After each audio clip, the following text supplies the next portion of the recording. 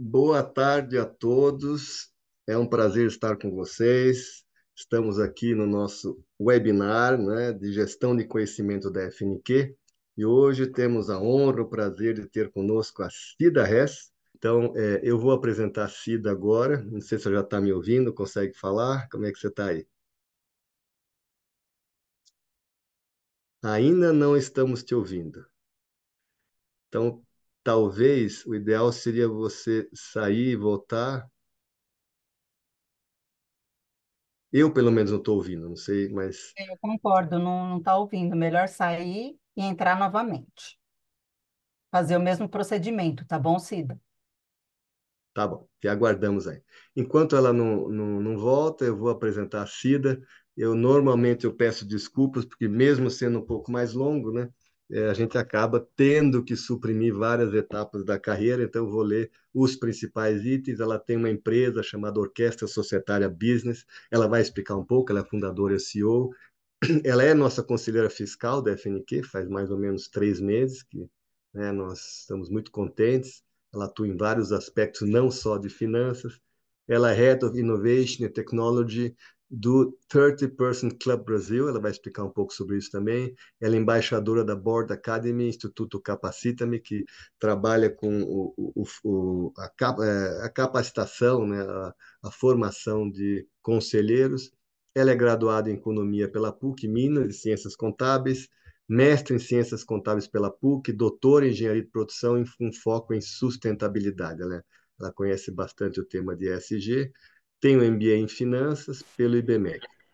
E aí tem alguns dados bem importantes, né, que diferenciam ela, que é o foco nosso, né, é, pelos alcances, pelo sucesso que ela teve. Então, ela foi uma das primeiras mulheres auditoras da Pricewaterhouse, a PwC, em Belo Horizonte, em 1989.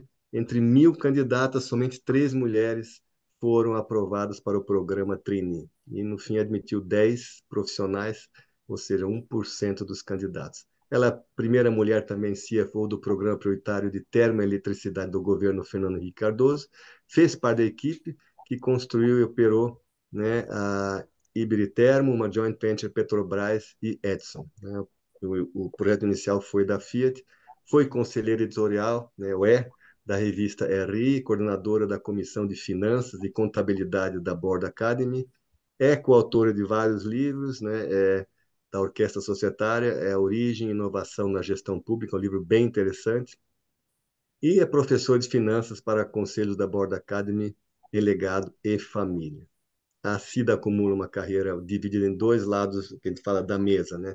O lado, vamos dizer assim, acadêmico e de consultoria, né? Consultoria Big Four, PwC, de trainee a senior manager, uma carreira bastante meteórica, e KPMG também como sócio-diretora, e ela é executiva de finanças em várias empresas, foi em várias empresas. E atualmente ela é palestrante, além né, da empresa dela, ela é palestrante em corporações em universidades. Então, viu, Cida, no começo eu pedi desculpas para você, porque tive que reduzir, né, teu currículo, e não foi fácil, mas se eu fosse justo, estaria aí mais 5 minutos, né, preenchendo duas partes, que você tem uma carreira, uma experiência fantástica. Vamos fazer um teste, vamos ver se a gente ouve agora. Boa tarde, Dalcha. Ah, que bom, que bom. Boa tarde a todos. Eu agradeço imensamente esse convite. Eu me sinto muito honrada, primeiro por estar nesse ambiente seguro, esse ambiente de excelência, que é a Fundação Nacional da Qualidade, né? Num primeiro convite do Marcelo Proiano, que com muito carinho me apresentou para você, Dalcha, e nós evoluímos, né, nos trabalhos, eu na assunção de conselheira fiscal, né, com uma missão bem importante aí no grupo. Muito obrigada, estou muito honrada de estar aqui com todos vocês e vejo que com carinho muitas pessoas estão aqui nos ouvindo. O outro orgulho é de estar aqui em nome das mulheres, né, Dalcha? E é isso mesmo, é nosso foco hoje, né? Ressaltar esse aspecto que você, né, navega muito bem nesse princípio, vamos assim, quase que causa própria de fomentar a presença e o papel da mulher no mundo, né, na sociedade, que a gente vai ver através de você que tem ainda muitos desafios pela frente. E aí, voltando, né, agora, iniciando com o nome Dia Internacional da Mulher, então, e aí já parabenizando, que vai ser amanhã todas as mulheres, aí alguns me perguntaram qual que é a origem do 8 de março, né? Então alguns estudos, tem até algumas né, teorias, tem algumas histórias, né? Então, o primeiro registro que a gente vê aqui, que a gente conhece, é de 1910, durante a segunda Conferência Internacional das Mulheres em Copenhague, na Dinamarca, e havia uma feminista alemã chamada Clara Zetkin, que propôs que as trabalhadoras de todos os países organizassem um dia especial das mulheres. Esse segundo fato também é questionável, alguns dizem, mas se fala muito, é uma homenagem a 129 operárias estadunidenses de uma fábrica têxtil que morreram carbonizadas, vítimas de um incêndio intencional no dia 8 de março de 57 em Nova York. Então, teria sido um crime, também se coloca o 8 de março, mas de fato ele foi instituído, né, o Dia Internacional da Mulher, oficialmente em 75 pela Organização das Nações Unidas, a ONU, para marcar a luta, né, das mulheres por melhores condições e seu espaço na sociedade. Então, estamos aí, mais ou menos, equalizados, né, com o objeto, com a SIDA, né, quem que a SIDA, o que a SIDA representa, o que é o Dia da Mulher, e o nosso objetivo hoje é ressaltar isso em função do conhecimento, de grande experiência que a SIDA tem, né, de passar, né, por experiências, por filosofia de vida e seus objetivos. Então, antes de começar, eu falei aqui em cima, né, que você é CEO da Orquestra Societária Business. Eu queria, nome é diferente, né? Então, eu queria que você explicasse um pouco o que que é esse empreendimento, o que que é essa empresa, para a gente conhecer pouco mais. E acho que automaticamente você vai entender já né, um pouco da tua abrangência em termos de, né, atuação profissional. Se você pudesse falar um pouco, te agradeço, hein, Cida. Muito obrigada, Dalcha, pela oportunidade. A orquestra societária, antes de virar um negócio, uma empresa, ela é o nome de uma coluna na revista Relações com Investidores, do diretor editorial Rony Nogueira. Surgiu em março de 2014 como resultado de um projeto de governança e gestão econômico-financeira de um grupo de economia mista, tá? Junto com uma amiga de longa data, que é a Mônica Brandão. Então, esse nome ele foi criado durante uma reunião de diretoria executiva nesse cliente, onde eu estava de um lado como executiva da PwC, eu era gerente sênior do projeto, e a Mônica como a responsável pelo projeto do lado do cliente. Foi um reencontro depois de muitos anos de longa jornada de trocas de informações e nós fizemos um MBA juntas.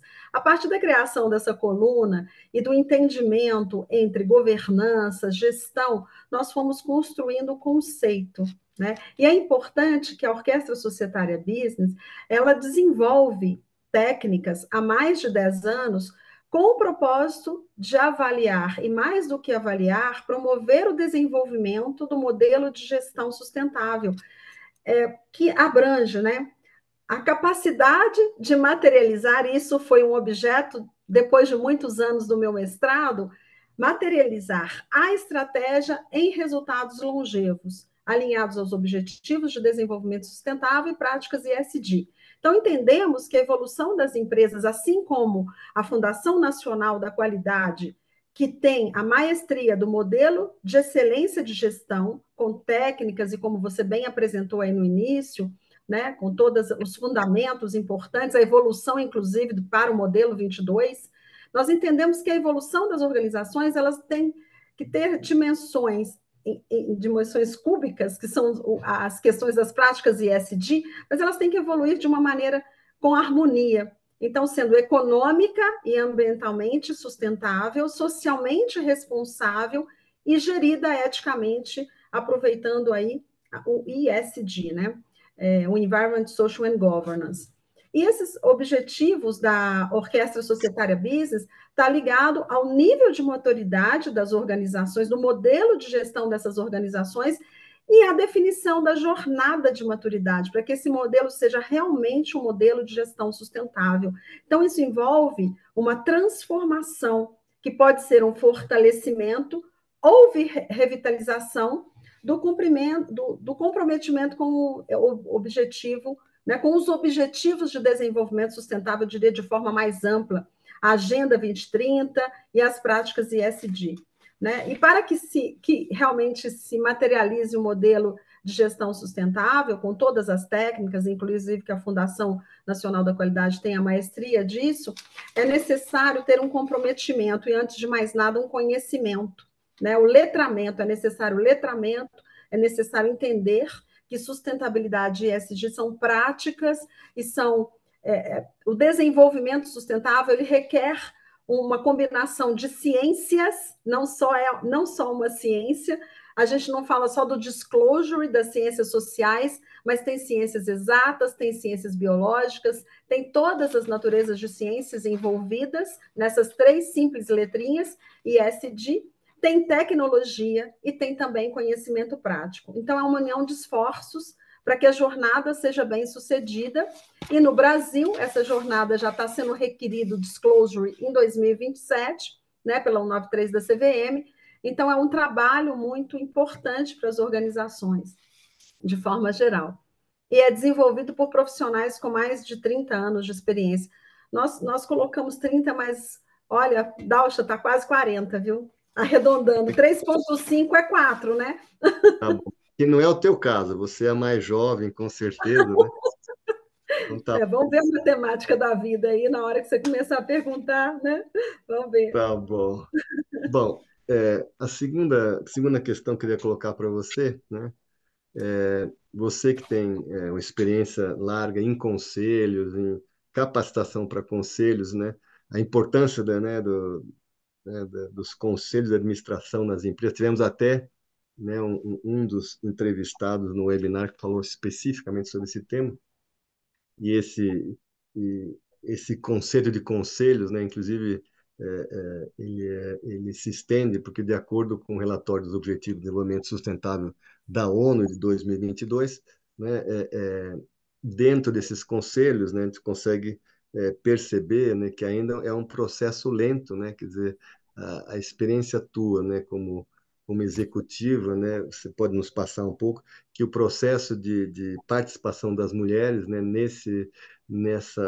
nesses conselhos, tanto na esfera política, né, como econômica, ainda continua lento. Então, queria saber se você, né, pudesse nos contar realmente esse talento, o que significa esse talento, essa participação das mulheres, né, nos conselhos, né, nas executivas, nos conselhos. Acho que é importante essa tua leitura, né? Então, normalmente a gente vê isso em esse diagnóstico em empresas, né? As empresas, as mulheres não têm, né, uma carreira tão meteórica como os homens, mas o tema, né, conselhos, né, não é muito tratado, né, tanto em diversidade, né, como em outros, né, casos aí, né, que a gente sabe que não são tão presentes como deveriam ser.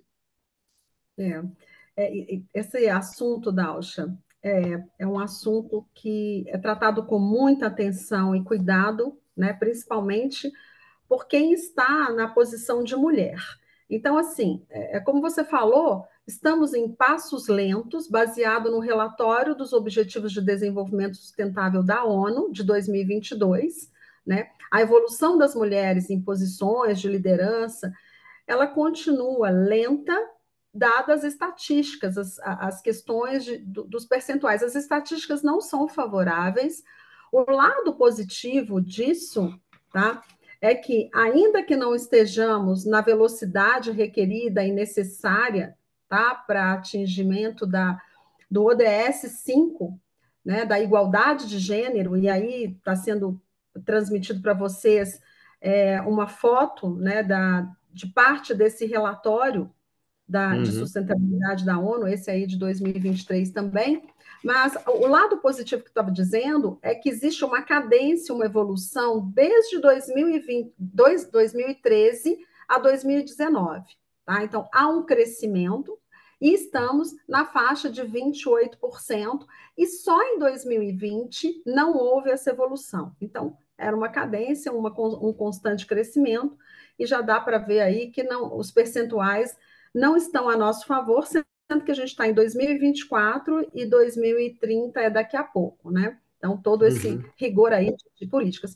Mas a minha resposta aqui, você perguntou a minha opinião, é baseada em pesquisas e na vivência como mulher, e eu gostaria de abrir um parênteses aqui para todos vocês, Dalcha, nessa pergunta, quem está nos ouvindo, é que a minha larga experiência em conselhos, ela, como o Dalcha falou, eu tive dois lados da mesa. Então, como CFO e controller, participando ativamente em conselhos, e como consultora, sócia, diretora, senior manager de PwC e KPMG, eu também participei de reuniões de conselhos, onde a gente fazia as apresentações das melhores práticas e referenciais de mercado, conselhos e diretoria executiva para tomada de decisões, né, e aprovações de projetos que eram relevantes para as organizações.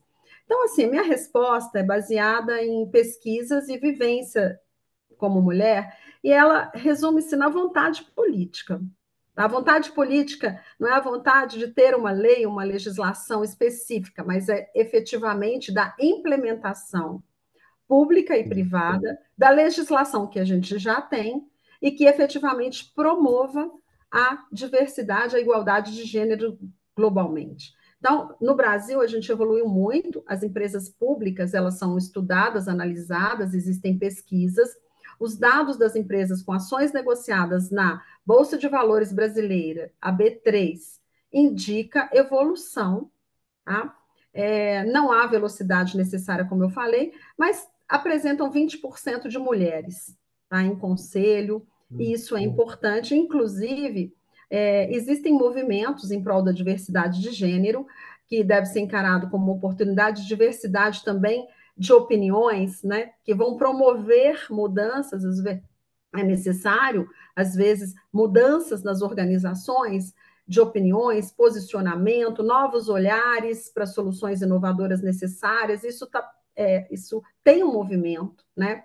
E, inclusive, no último congresso do Instituto Brasileiro de Governança Corporativa do IBGC, que aconteceu no final de 2023, tem uma foto emblemática que foi divulgada com muito carinho, que foi a chamada das mulheres que estavam no Congresso, para fazerem uma foto, né, uma foto específica de todas as mulheres, e temos que comemorar, sim, porque há um aumento Uma significativo. evolução. É uma evolução. Se esse aumento está na velocidade necessária, e a gente sabe que não, depende sim dessa vontade política, pública e privada. Né? Então, assim, se nós temos 20% de mulheres em posições de conselho e 80% de homens, que é o outro lado da matemática, né? 100 menos 20, fazendo uma conta bem simples, então nós temos que sim promover essa diversidade através da presença masculina, né? Na liderança, nos conselhos, sejam eles conselho de administração, fiscal, consultivo, comitês, é importante ter. E não se trata, Dalcha, também somente de uma representatividade de mulheres na liderança, tá? E sim em toda a jornada das mulheres, de como elas são tratadas, né? Então, são temas, assim, na minha opinião, vontade política, mas como é analisado e com um olhar de cuidado em relação ao tratamento das mulheres, abrangendo segurança, respeito em todos os sentidos, né? Eu sou de uma geração em que esse tema ele não era discutido, né? Então, por exemplo, eu posso até colocar um case aqui. Como você falou, eu fui uma das primeiras auditoras da PwC de Belo Horizonte, né? Então, assim, na gestão de pessoas visionárias, eu gostaria até de fazer uma homenagem aqui a dois grandes líderes que eu tive, sem ferir sentimentos de outros maravilhosos que tiveram também, que é o Frisoni e o Jorge Manuel. Eles eram sócios responsáveis no início da minha carreira, quando eu fui admitida, eu fiz a entrevista com o Frisoni, e quando eu saí da PwC para uma nova oportunidade, até promovida pela própria PwC, pela minha experiência lá, o Jorge Manuel fez a entrevista de desligamento. Então, o que eu acho é o seguinte, eram homens visionários, então são Uhum. 80 na liderança, nos anos 90, nós tínhamos pessoas na liderança da PwC em BH que já Sim, falavam sim. sobre o tema de diversidade, né, nas Uhum. práticas de auditoria, e além disso, Dalcio, eu acho que o mais interessante aí para falar é que a gente tinha realmente uma política, né? Uma política de tratamento, uma política de respeito, um código de conduta. Então, é, vejo que é interessante uma parte da pesquisa da ONU também, que mais do que ter opiniões diversas, é ter ações e atitudes, que nessa pesquisa de 2022, que você citou, demonstrou que durante a pandemia, as mulheres líderes agiram de forma decisiva, implementaram e geriram com eficiência e eficácia os esforços de resposta e recuperação, uma parte bem interessante desse relatório, dando prioridade às medidas que abordem os grupos mais vulneráveis. Então, assim, esse olhar faz a diferença. Eu acho que é importante ter essa diversidade por essa riqueza, né, de trocas. Uhum. E apesar desse sucesso amplamente reconhecido, que eu falei, o ritmo, a velocidade é desanimadora, né? A partir de 2022, o percentual de mulheres na política em parlamentos ele atingiu 26,2%, acima de 22% em 2015. Não é significativo, falta aí muitos anos pela frente, né? E é ligeiramente superior a um terço dos governos locais, isso aí de forma abrangente. E nesse ritmo serão necessários 40 anos para que as mulheres e homens estejam representados em igualdade nos parlamentos nacionais, né? Essa é a Então, previsão, 40 anos, né? 40 anos. E tem uma pesquisa, nessa pesquisa também fala que houve, apesar dessa evolução, né, que eu falei que de 2013 a 2019, chegando a 28%, em 2019, antes da pandemia, as mulheres representavam 39% do emprego total, né? Não falando só de conselho. E em 2020, 45% das perdas de emprego globais foram de mulheres, né? Então, assim, ok, é tímido, mas existe uma evolução. Nós temos patrocinadores importantes, movimentos relevantes, tanto nacionais como internacionais. Então, Não, bacana. Deixa eu perguntar agora um pouco sobre o ambiente, né, de trabalho. Eu acompanho minha filha, né, uma filha está nos Estados Unidos, uma aqui, mas as duas estão em empresas grandes e elas mesmo têm esse desafio. Elas sentem que para poder crescer, vamos dizer assim, entenda-se o que significa crescer, elas têm uma autocobrança muito grande, né? Será que sou tão boa? Eu tenho que provar, etc. Então, é assim, um esforço adicional comparado com o dos homens menor. Então, eu queria saber se você já sentiu isso em algum momento, como é que você lida, mas acho que pelo que você falou, nem tanto, porque você já desde o início teve essa segurança, né, que você é capaz, mas eu pelo menos presencio, já li muito sobre isso, então eu queria que você falasse um pouco sobre esse algoritmo, né, de cobrança própria. olha, você foi bem assertivo, né, Idalcia? Você já falou logo que a sua origem é poli, então é uma exatidão, uma assertividade nas perguntas. Olha, vou te falar uma coisa. Hum, De fato, a autocobrança excessiva no contexto profissional e em casa é uma realidade para as mulheres, tá? Então, todo mundo que está nos ouvindo aqui, sim, tem um público de mulheres, né? Certamente deve se sentir aí na obrigação, na autocobrança. Isso é muito evidente em algumas situações, né, em que eu apresento em palestras, workshops, e mesmo nas aulas de finanças para conselhos da Board Academy, Legado em Família. Quando vou me apresentar, eu sempre faço o foco assim, eu estou preparada suficientemente para esse público que vai me ouvir?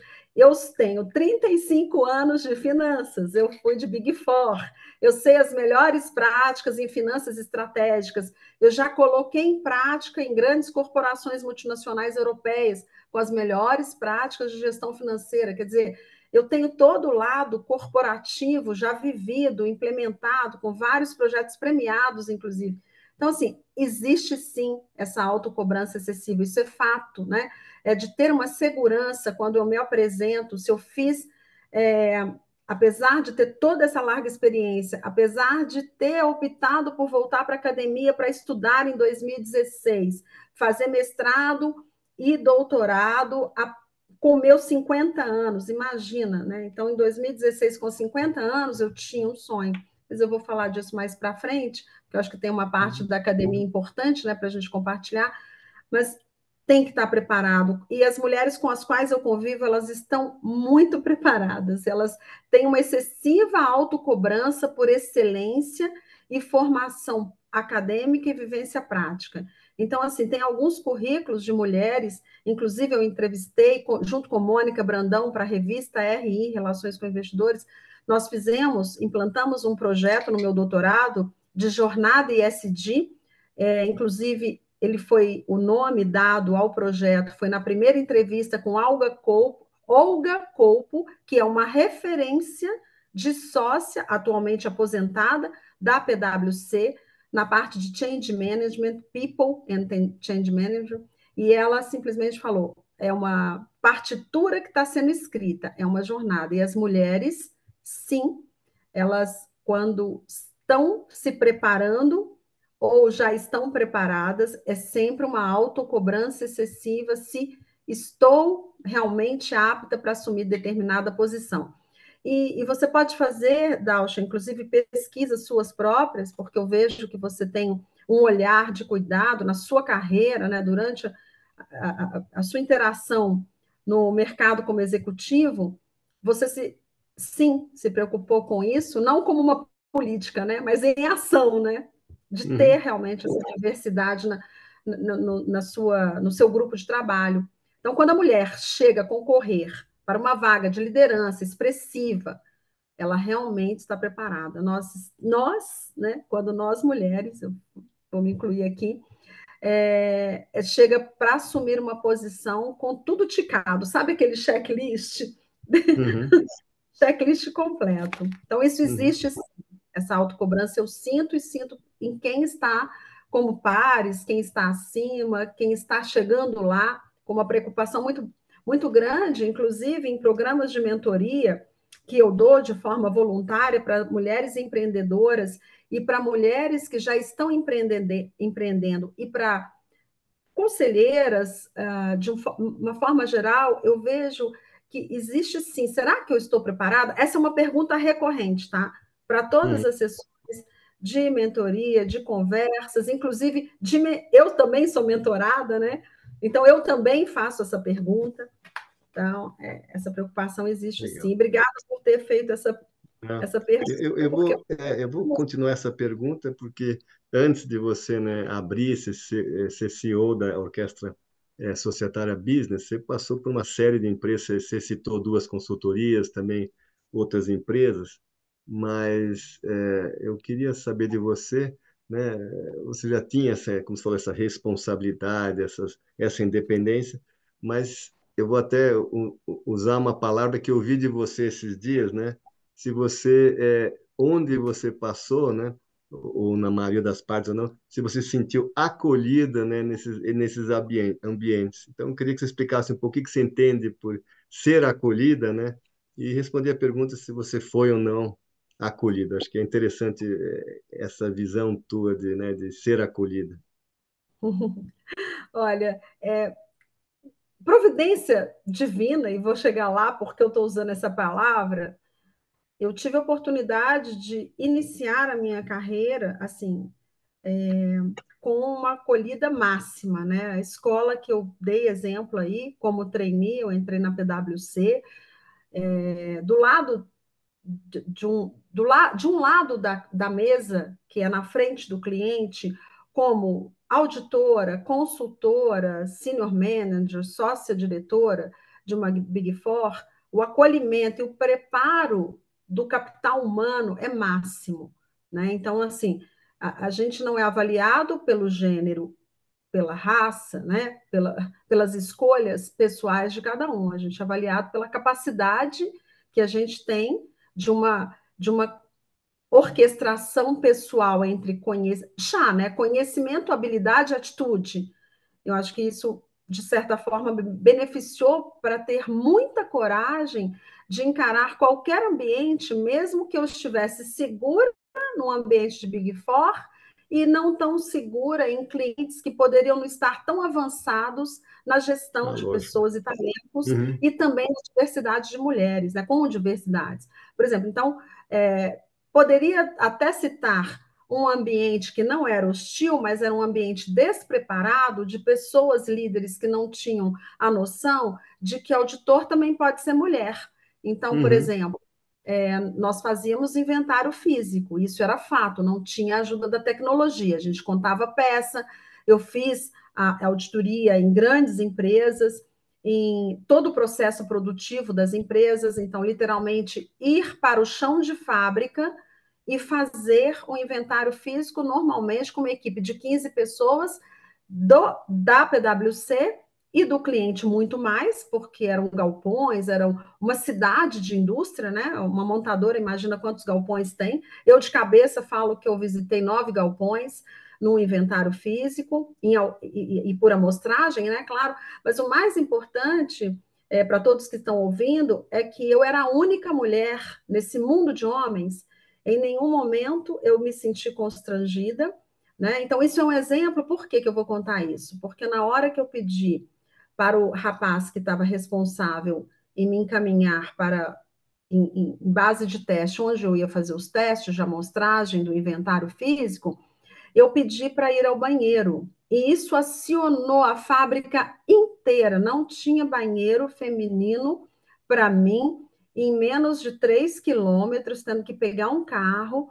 E Nossa todo Senhora. mundo sabendo, toda a segurança foi informada que eu ia me deslocar, que eu ia me dirigir a um banheiro que ficava perto da diretoria, e aí é uma área de segurança. Então, assim, só para resumir, tinha, tinha equipe, uma mulher em, sei lá, 50 pessoas dentro da fábrica, fechada para a auditoria de inventário físico, e eles não estavam preparados. Eu não entendi isso como um ambiente hostil. Eu entendi que era uma coisa nova que estava acontecendo, né? A única coisa que eu fiquei um pouco preocupada é que vou ter que administrar as minhas idas ao toalete.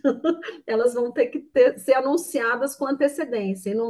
E vou ter que ter um aparato aqui rápido para andar 3 quilômetros dentro da fábrica e ter um banheiro para mulheres, né?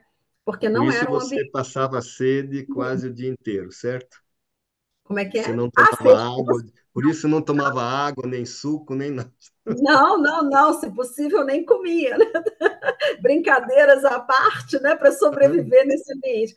Mas assim, Cida, deixa eu fazer uma pergunta aqui. O Basílio Dagnino é nosso papa da qualidade, ele foi um dos fundadores, né? Um colega parceirão nosso. E, se não me engano, o Basílio participou de todos os webinars e ele sempre faz perguntas interessantes. Nem todas podem ser respondidas na hora, né? Mas eu vou fazê-las, se for a gente se compromete a responder. Ele pergunta seriam, Cida, quais seriam os países que poderiam servir de modelo para o Brasil conquistar uma igualdade maior feminina no trabalho, inclusive salários, governo, etc. Dagnino, você sabe que eu sou sua fã, né? Você não está aparecendo aqui Uhum. nas câmeras, mas está aí participando conosco. Muito obrigada pela pergunta, muito inteligente, inclusive. Olha, eu diria que, assim, nós temos características próprias, né? Mas como referência internacional, são países europeus, diria assim, um que tem um percentual significativo, França, Reino Unido, Inglaterra, né? Então, a gente tem alguns, tá? Mas a gente não pode esquecer que a gente tem nossas políticas próprias, nós já temos uma legislação adequada para ter essa representatividade. Então, de novo, eu diria que essa referência, o benchmark é fundamental e é muito importante nisso tudo. Mas o melhor é que a gente coloque em prática e implemente já o que a gente já tem aqui no Brasil disponibilizado. Ah, legal. A É, legislação do setor público, né? Já tem uhum. isso, já Não, garantido em posições de mulheres. não, bacana. Deixa eu fazer uma pergunta agora, né? um pouco sobre homem e mulher, né? Quer dizer, a gente sabe, né? A gente lê que as mulheres têm algumas características diferentes, né? Dos homens, resiliência, flexibilidade, criatividade, uma visão holística que vem, né? Sempre a gente fala desde as cavernas, né? Porque o homem tem esse foco muito restrito, né? De caçar, né? Mas a mulher um papel muito mais abrangente, né? Né, de cuidar ao mesmo tempo de várias coisas. Mas, assim, falando um pouco de um casal, né? Então, ok, cada um tem seu dia, seus afazeres, né, suas atividades. Aí os dois voltam para casa, né? E, obviamente, há uma série, né, de atividades a serem feitas, diferentes, né? Limpar, cozinhar, né? Arrumar. E aí eu ouço, quando a gente pergunta, né? Porque eu também trabalho muito com fomento em mulheres, falei ontem para a Cida, onde eu vou, tento trazer sempre colaboradores mulheres, líderes, em geral, mantenho, ao contrário, 80% das minhas equipes são formadas por mulheres por causa dessas características, mas aí eu sempre ouço dos homens, em casa eu ajudo a Cida, eu ajudo bastante. O que eu sempre falo, ajudar, né, é diferente de compartilhar. Então, não sei como é que é a Nossa, tua experiência, como é que você vê esse lado, porque isso não, nem ajudar ainda, falar ajudar ainda é o machismo, né? Não tem que ajudar, né? Como se a principal pessoa é outra, eu colaboro, coisa assim. Então, essa é uma coisa que eu queria colocar aqui também, se é uma visão que você tem ainda, né? Dos homens, talvez não do teu marido, não sei de detalhes, mas em geral eu ouço isso dos meus, né, vizinhos, amigos e assim por diante. olha, Dalcha, a minha experiência, eu entendo, tá? Que é uma experiência fora da curva, tá? Né? Por quê? Porque não tenho uma ajuda em casa. Eu tenho efetivamente uma pessoa que está comigo em grau, gênero e número em todas as dimensões assim necessárias de uma casa, né? Então, quando nós casamos, eu fiz uma escolha inicialmente, né, para me dedicar ao trabalho e aos estudos. Então, a gente tinha uma ajuda, uma estrutura dentro de casa, tanto ele, meu marido e eu íamos, né, trabalhar fora, estudar e tendo uma estrutura já em casa para ajudar em todas as dimensões. Então, a gente tinha realmente pessoas para ajudar em casa. E ele tendo 3 filhos, então eu nunca assumi o papel de mãe, porque os 3 filhos do meu marido têm uma presença muito importante da mãe deles, que é a Eliane, que é uma amiga, inclusive, e com a presença do pai. Então, eu fui uma pessoa que, tendo 3 crianças em casa, eu era a pessoa da diversão, eu era a pessoa das ideias das viagens, de como a gente ia fazer no final de semana. Mas o que eu acho mais importante disso tudo não é ajudar, é saber a necessidade que a casa tem e de ambas as partes, né? Tanto masculina como feminina, não como gênero, eu sou homem, eu faço isso, eu sou mulher, eu faço aquilo, mas é numa decisão colegiada, numa decisão conjunta, tá? Então eu entendo que assim, eu fui privilegiada por discutir em fóruns de mulheres que são minhas amigas próximas, que não necessariamente têm a mesma ajuda, né? Que realmente o marido é um provedor financeiro, econômico, dá todo o suporte para ter total conforto, mas o lar é sob administração feminina, tá? E Hum, e essas são escolhas. Eu acho que o mais importante aqui dessa pergunta que você fez para eu te dar como resposta, e para todas as mulheres, e para representar todas as mulheres que estão aqui e um dia vão ouvir esse vídeo, o que importa é o equilíbrio. Se a decisão foi deixa comigo, que isso aqui eu vou administrar, então vai estar tudo sob controle, ok. Se você se sentir bem, né? Se você fizer essa escolha de ter tripla jornada, e outra coisa, de novo, né? Volta a pergunta, volta uma casa, pergunta anterior, cobrança excessiva, com certeza. Excelência no lar, excelência no trabalho, excelência acadêmica. Isso é a característica de muitas mulheres com as quais eu convivo. Tanto é que a reação, às vezes, fazendo uma pausa de novo sobre a preparação das mulheres, Cruz credo, seu currículo, você fez tudo isso, tudo bem, tem todos os certificados publicados, inclusive, né, são públicos. Ok, cruz credo, mas não é cruz credo, a gente se prepara, né? Aham, Então, assim, voltando para o lar, eu tenho uma pessoa sensacional, né? Muito importante, que está, nós estamos juntos há 32 anos, comemoramos dia 11 de fevereiro 30 anos de casados, numa parceria que decisão colegiada, né? Não existe aqui, eu faço isso, eu nunca vou fazer isso, eu nunca vou fazer aquilo, todos vão fazer tudo o que for necessário, eu acho que em busca de uma harmonia. Acho que uhum, é essa a concepção, né? E se não existe ajuda, gente, eu não vejo mais isso nos jovens, tá? Eu convivo muito na igreja com jovens, e os pais e mães estão muito presentes na educação dos filhos, na participação escolar, na ajuda do lar. Então, eu vejo sim, até na minha família, eu tenho grandes homens super presentes. Um deles, que além do meu marido, que eu estou homenageando aqui, né, que é uma grande pessoa, uma figura humana, um ser humano excepcional, é o filho mais velho dele, que é um homem excepcional também, Tiago Paranhos. uhum, Assim, homenagens à parte, é um cara que efetivamente soube equilibrar junto com a esposa, com a Raquel, com maestria, orquestrar com maestria e gestão a vida pessoal, profissional e acadêmica, com muito respeito à família. Eu acho que é o mais importante, a variável dessa equação aqui, né, de ajuda, é a família, né, o equilíbrio da família. Então, o que for melhor para aquela determinada família, né? não, bacana. Tem E receita de, continuando, sim, pode falar. não tem receita de, Continua, desculpa, pode ir até o fim. Desculpa, pode não, falar. eu falei, não tem receita de bolo. Não, cada um é um Assim, não caso, sou mineira, né? Nem de pão de queijo. Cada um tem a né? sua estrutura. E que primamos, né? Que todos nós façamos pela harmonia, né? A harmonia das É, famílias. tá bom. Mas só para te contar, nem sempre, né, a gente ganha, né? A gente perde uma competição. No caso aqui, eu tenho 38 anos de casados, então você ainda tem chão pela frente para me bater. Tô brincando. É, vamos lá. E aí, nessa Posso linha falar mesmo, uma coisa, Dalcha? ah, Uma, talvez eu esteja antecipando, mas não, nosso pode falar. contrato é de 60 anos, a gente está no meio da estrada, Ah, é 50. verdade. Certamente, Deus abençoe e vamos bater.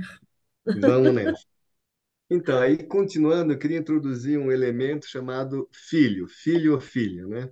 Então, uma coisa é, né, o casal compartilhar, um ajudar o outro, tu ajudar mais os dois, né, se apoiarem, mas o nascimento, né, de um filho, a vinda de um filho, muda muita coisa, porque a gente sabe, né, da importância, né, muitos acham que não, mas da presença e participação, né, dos pais durante muitos anos, né, não só da infância, né, porque toda a parte, né, moral, ética, de princípios, cultura, são os pais que passam, claro. E aí eu pergunto, né, como é que isso pode afetar, que decisões precisam ser tomadas? A mulher precisa parar de trabalhar, né? Ou tem legislação que permite o homem também, né, ficar um tempo afastado, mas é uma decisão complicada. Posso eu também trazer um exemplo da minha filha mais velha? Ela não quer ter filhos por causa da carreira dela, né? É uma decisão, ela sabe qual o impacto, em tese, que teria. E ela não quer deixar o dia inteiro em creche, coisas. Então, queria que você falasse um pouco, porque eu sei que você, né, trouxe alguns filhos, vou falar assim, de outro casamento, acolheu, né, são suas filhas também, filhos, e teve um filho depois, né, com teu atual marido. Então, como é que você vê, como é que você consegue conciliar mais um fator, né, super importante na tua vida? Sim, deixa eu contextualizar para todo mundo, Dalcha, que eu já falei um pouco de mim, né, da minha família para você. Nós somos no total 16 pessoas. Eu e meu marido somamos com mais 14, que são quatro filhos, né? Três casados e uma namorando, então 4 × 2, 8, mais 5 netos, e mais, como eu citei, a ex-esposa do meu marido, que é mãe, né? E é presente, é avó, então é muito importante. Então, eu até brinco. Nós tiramos uma foto recentemente, foi um presente que eu dei para o meu marido, uma foto da família dele toda junta, 16 pessoas. Então, também a Eliane estava lá nessa foto. Foi um dos presentes de 30 anos de casados, porque a primeira coisa que eu acho, a escolha de um filho, né, ela é muito séria. Então, quando eu conheci meu marido e ele se apresentou como um pai de 3 filhos, a primeira coisa foi: eu já vou assumir 3 crianças. Primeiro, que eu amo criança, né? E a decisão de ser mãe era uma decisão minha desde a infância, adolescência. Eu queria realmente ser mãe, eu queria realmente ser profissional com excelência. Eu queria, sim, casar, né? Se tudo desse certo. Então, o meu planejamento incluía, sim, ser mãe. E eu tinha um planejamento de ter 2 filhos, né? Isso tudo no terreno dos sonhos, na adolescência, juventude.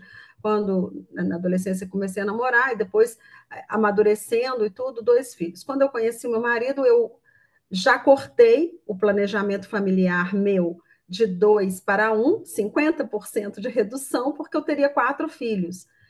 E Ah, a tá. vinda, né? Eu acho que assim, primeira coisa, necessário o planejamento, né? Então foi muito bem planejado, planejado em todos os sentidos. Onde que eu ia morar? Eu trabalhava na época na Fiat Automóveis e assim uma empresa que dava assim assistência e tudo. Eu tinha condições de ter filho dentro da Fiat, né? Não tinha nenhum bloqueio profissional que eu ia perder minha carreira, pelo contrário. Mas eu morava em Belo Horizonte e a Fiat era em Betim. Então, quando a gente começou a pensar em ter filho, a primeira coisa que nós pensamos nessa orquestração toda, no equilíbrio familiar, foi: onde vamos morar? Porque eu não me imagino morando longe, quilômetros, pegando uma rodovia perigosa para ir na hora do almoço, né? Porque você tem um período em que você continua amamentando, e eu não fazia parte de ser mãe terceirizar, né? Eu realmente queria ser mãe integral. E como eu era workaholic, eu seria mãe holic, sei lá o que ia falar. De certa forma, dedicação muito grande no momento em que eu teria minha filha, né? O meu filho e tudo. Eu queria muito ter uma menina e realmente tive uma menina, a Mariana Paranhos. Então, assim, é orquestrar da melhor maneira possível essa escolha. As escolhas são individuais e são legítimas. Querer, né, como a sua filha, ela não quer ter filho porque não quer atrapalhar a carreira. Eu tinha Uhum, uma carreira e queria ter filhos. Então, eu orquestrei, como você colocou assim, eu gostei muito do título, ele é interessante, que é uhum. orquestrar com maestria e gestão, vida pessoal, profissional e acadêmica. É claro que eu concluí meus estudos e depois fiquei um bom tempo sem estudar, porque imagina um batidão de horas que em É lógico. multinacional você sabe que existe uma dedicação muito grande, em cargos de liderança também, então muito trabalho.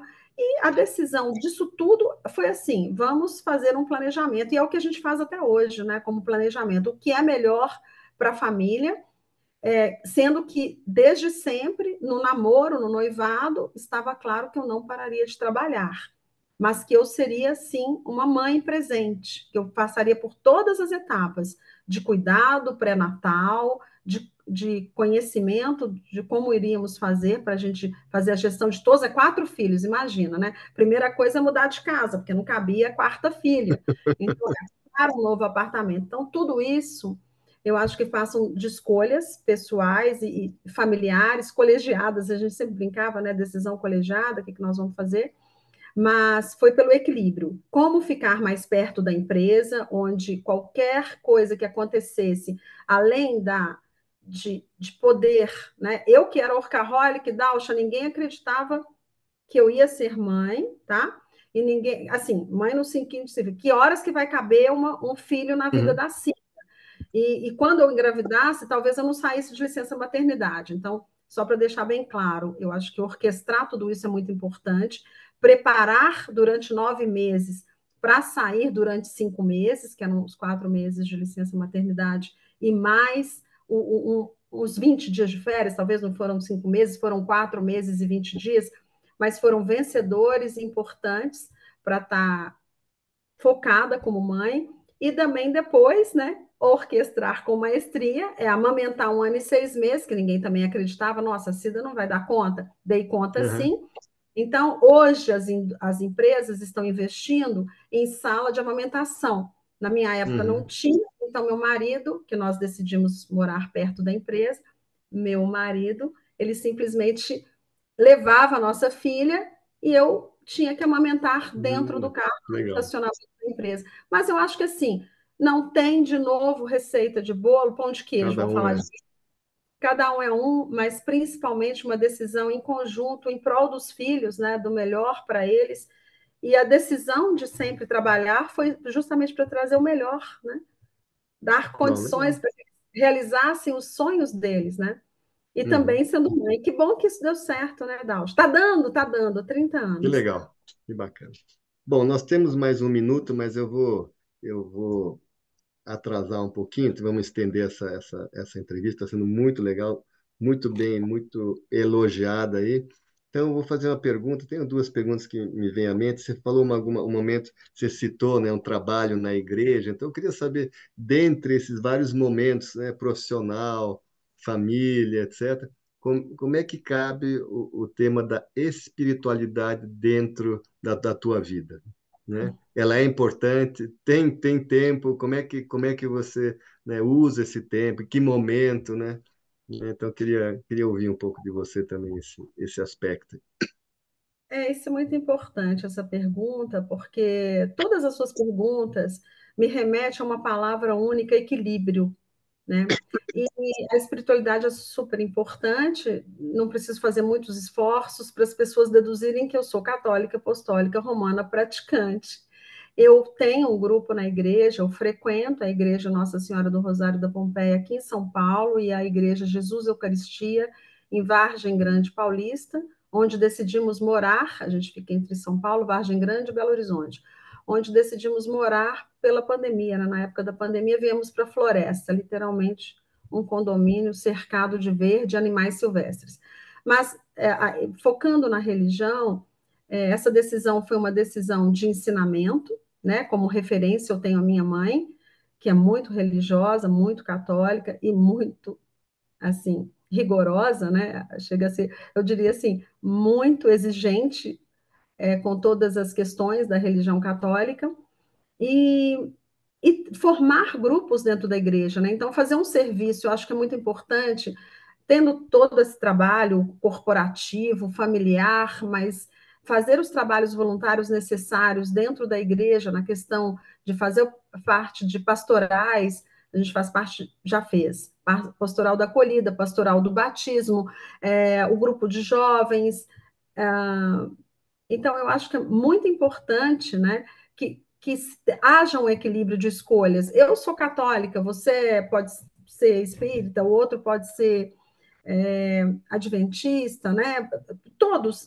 Não trata-se de uma questão de escolhas religiosas, mas de você ter um tempo durante o seu dia dedicado à gratidão, né? Semanal, dedicado à missa, à comunhão com o irmão e pensar sempre no bem, né?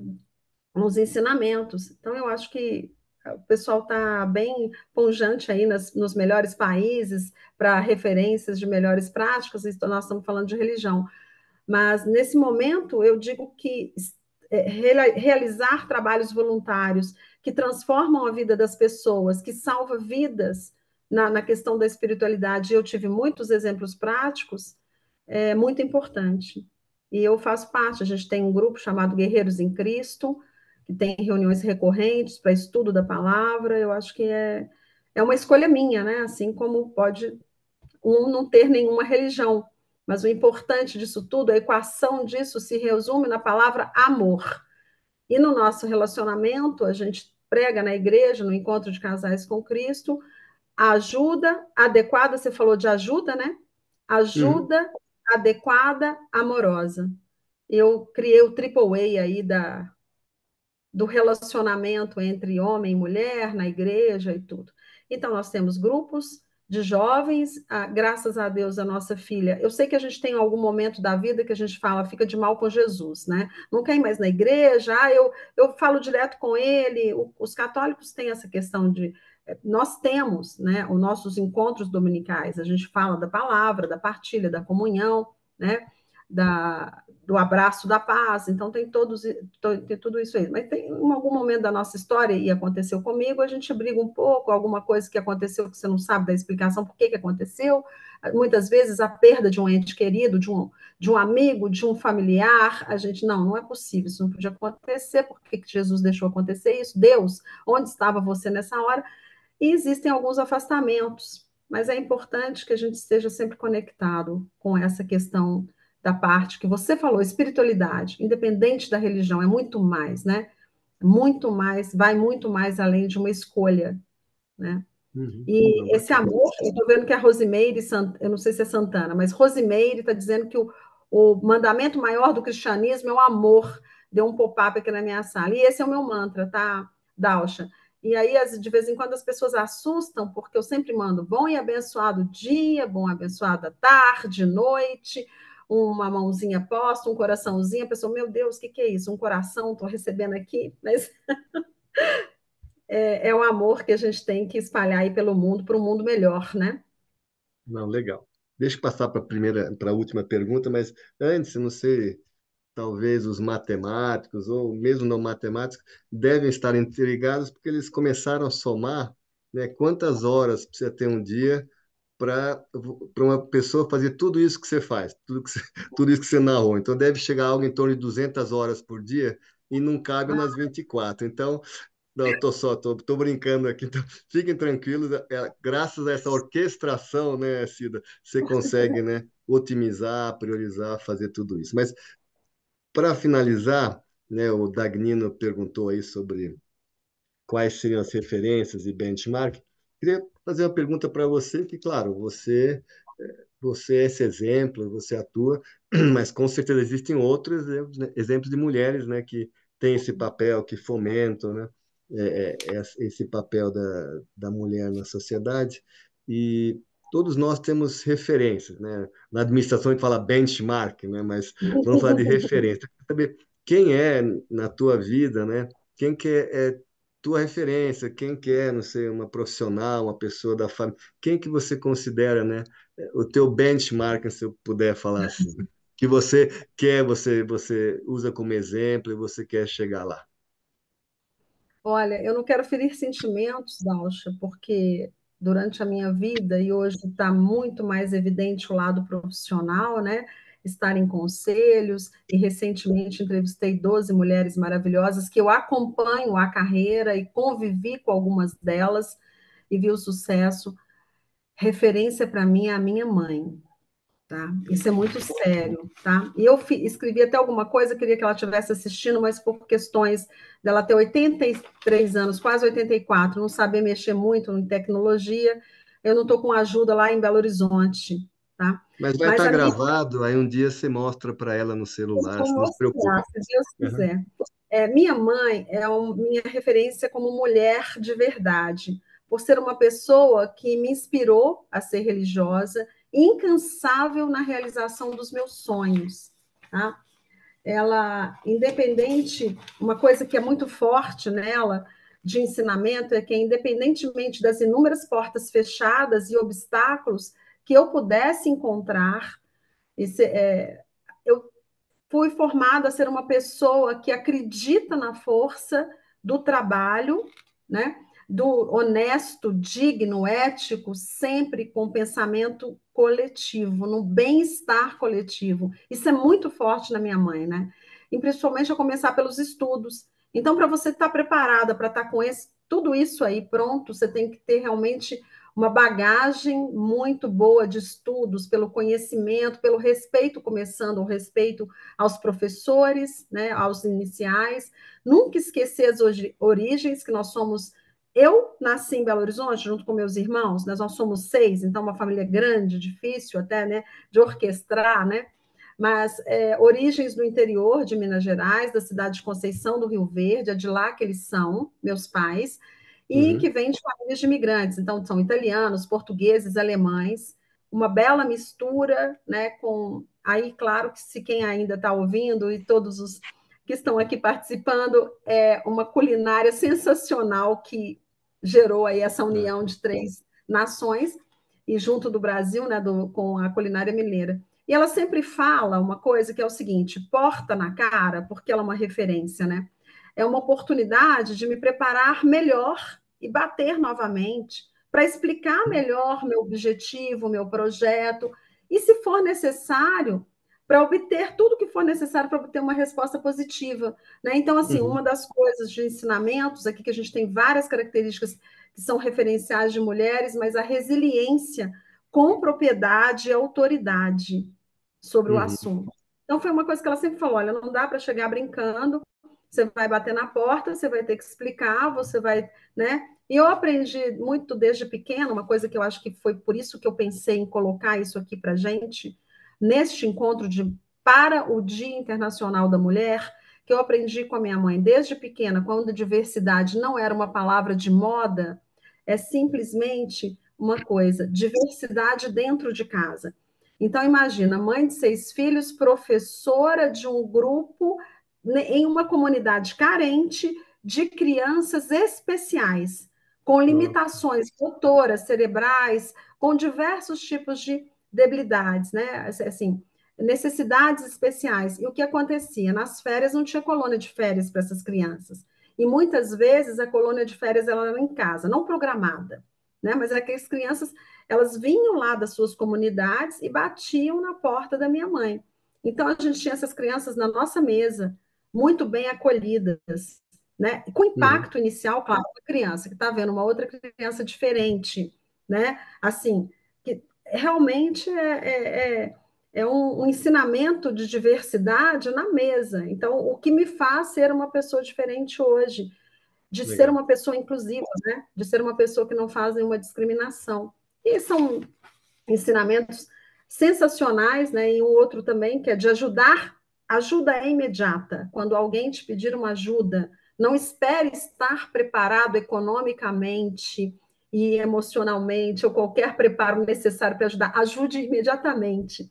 Se alguém chegou à sua porta, à sua casa, ao seu telefone, numa mensagem e precisa de ajuda, a ajuda é imediata. Motivo pelo qual eu tenho pessoas que realmente eu converso e estão falando que meu dia é de 200 horas, mas se não for de 200 horas, eu sou a mulher elástica, eu transformo o dia para, na madrugada, se alguém precisar de ajuda, e eu tenho pessoas assim, me ligam e eu converso, ajudo emocionalmente, porque a gente está tendo muitos casos, né, inclusive de jovens, com situações de depressão, né, vontade até de suicidar. Então, eu sou uma dessas ajudas também, de forma voluntária, não preparada, planejada e tudo, mas se alguém se aproxima, a ajuda é imediata. Então, se for 1, 2 horas, 3 horas da manhã, eu já falo que eu sou 24/7. Não é um dia de 200 horas, mas é 24/7, Dalcha. Tá Com bacana. equilíbrio, e alguém aí falou de saúde. Isso é fundamental, gente. Manter a saúde. Para isso, eu faço trilha todas as manhãs. No condomínio tem uma trilha no meio do mato, literalmente. Eu faço uma trilha caminhando no meio do mato, com uns morrinhos e flores e árvores e animais silvestres. Então, somem mais 2 horas aí, viu? Então, é 202 horas depois dessa informação. Mas nós estamos terminando aqui, mas eu queria deixar um espaço para você comentar, fazer alguma, né, alguma consideração, uma reflexão. A palavra é tua, Cida. Nossa, que bacana. Eu acho que assim, temos estatísticas que não são a nosso favor, né? Da posição da mulher em liderança, em posições na cadeira de conselho, mas não vamos deixar de nos preparar, não vamos ficar desanimadas, né? Tem mulheres maravilhosas que estão em movimentos importantes no Brasil internacionalmente. Eu faço parte de um deles. Eu sou head de inovação e tecnologia do Third Percent Club Brasil, que a head, né, a chair do advisory board é a Ana Guimarães e a Márcia que está aqui com a gente, a Márcia. Ela, não sei se ainda está pela agenda, mas que são pessoas maravilhosas que estão se empenhando na liderança de um movimento internacional que nasceu lá na Inglaterra, pretensão de chegar ao G20 e já chegou a Uhum. G18. Então, temos muito trabalho pela frente, mas temos movimentos vencedores, movimentos de mulheres por onde a gente passa, Mas mais do que isso, se somos 20 na cadeira de conselho versus 80, então nós temos que realmente ter a sensibilidade, né, dos homens de olhar com um olhar que não seja um olhar discriminatório, mas assim, um olhar com cuidado de saber que tem mulheres preparadas, né? Tem até, inclusive, movimentos de excelência em cadeiras de conselho.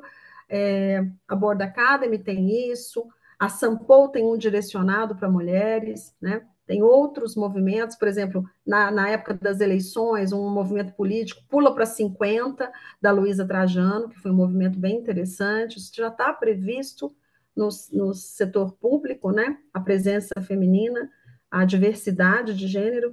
Então, para a gente não se abalar com as estatísticas e simplesmente se fortalecer, Nausha, na busca por essa diversidade, que ela traz valor agregado, né? E o que eu vejo é o seguinte: se a gente traz algum assunto mais, mas por que está trazendo esse assunto? Vamos dar uma olhada com carinho, né? Essa experiência aí da pandemia foi um divisor de águas. Muitas coisas melhoraram, algumas pioraram, outras a gente extraiu o pior, né? Mas a gente tem que ser uma pessoa melhor. E tudo isso, Dalcho, que eu acho, esse movimento todo dos Objetivos de Desenvolvimento Sustentável, e aqui eu estou chamando mais atenção para o ODS 5, é para um mundo melhor, um mundo mais inclusivo, com inclusão social. Então, tem. E a base de tudo isso é letramento, que é educação com muita ética, né? Muita ética, respeito, e claro, não poderia deixar de falar amor, coraçãozinho, não tem aqui para mandar um coraçãozinho para vocês, mas eu estou muito grata por esse momento, tá? E obrigada por ter me deixado tão à vontade, com as suas perguntas e os seus questionamentos, mas eu acho que foi com muito respeito, e você é um executivo realmente que acredita, né, na diversidade, na prática, né? Não, legal. Obrigado, Cida. Até para a gente inverter um pouco essa estatística, 80-20, eu estava olhando aqui os convidados, né, quem participou, nós tivemos aí uma boa participação de homens, né? Eu achei Olha, bacana esse interesse, né? Então, fiquei contente, né? E queria de novo agradecer em nome da FNQ, da equipe Cida, por ter aceito, por ter aberto essa janela, né? Com isso já foi para 203 horas esse último dia, mais 1 hora e meia, fora a nossa preparação. Então, te agradeço bastante. Queria também agradecer aqui aos nossos apoiadores, a FEComércio do Rio Grande do Sul, o Sesc Senac, o MS Competitivo, Excelência Santa Catarina, o Mato Grosso do Sul, o Movimento, né, MS Competitivo e a ABQ. Então, todos eles nos apoiam em vários projetos. Então, agradeço a todos. Temos aí alguns, vamos dizer assim, entrevistados já previstos, vamos logo, logo comunicá-los, né? Um é um prefeito muito famoso, muito conhecido de uma cidade, né, que tem feito um trabalho fantástico de gestão. Nós estamos trazendo esse prefeito também. E espero que vocês tenham gostado. Eu queria agradecer a equipe que está atrás, a Patrícia, a Aline, quem fez o material. Então, muito, muito obrigado pelo apoio, né, a Cida novamente. E o que eu sempre falo, né, agradeço a participação e agradeceria muito feedbacks do tipo, Dalcho, isso aqui poderia ser melhor, isso não foi bacana, porque a gente sempre fala, né? Um avião hoje não cai, né? Um avião porque já houve 100 acidentes antes que foram incorporados as falhas. Então, cada vez que vocês me dão um feedback onde eu posso melhorar, eu espero que o próximo webinar ele seja com mais qualidade, né? Como diz nossa fundação. Então, obrigado a todos que participaram, obrigado a Cida, a equipe, e estaremos na próxima vez juntos de novo. Um grande abraço. Tchau, tchau. obrigada, Dal, Chaline, Patrícia, principalmente. Muito obrigada. Um grande abraço. Tchau, tchau.